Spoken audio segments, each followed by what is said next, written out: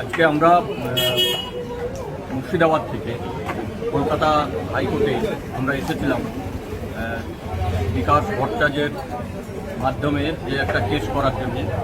মুর্শিদাবাদ জেলায় 11 লক্ষ যারা ভোটার, প্রকৃত ভোটার, তাদেরকে বাদ দেওয়া, ফলে খুবই সমস্যার মধ্যে ভোটাররা পড়েছে এবং আতঙ্কিত হয়েছে। তারা অ্যাডজুডিকেশনে কিংবা ডিলিট, একেবারে জলজান্ত মানুষ অথচ ডিলিট হয়ে গেছে, সেই ডিলিট হওয়া ভোটাররা তারা আর ভোট দিতে পারবে না বলে আশঙ্কা প্রকাশ করছে। আমরাও তাই মনে করি।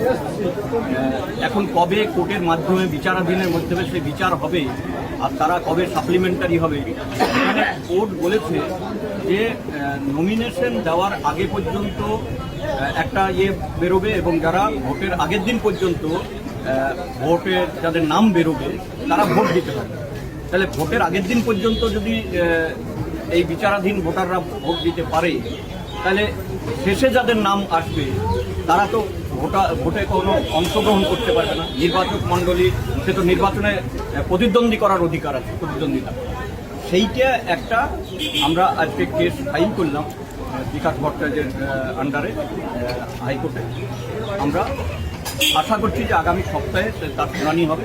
আমরা বলছি যে প্রকৃত ভোটার যারা, তারা যাতে বাদ দেওয়া যায়।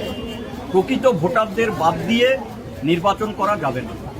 প্রকৃত ভোটাররা কি অন্যায় করেছে, কিভাবে অন্যায় করেছে, নামের বানান ভুল, পদবি ভুল, তো সে নিজে করেনি, এটা নির্বাচন কমিশনের পক্ষ থেকে ভুল করা হয়েছে।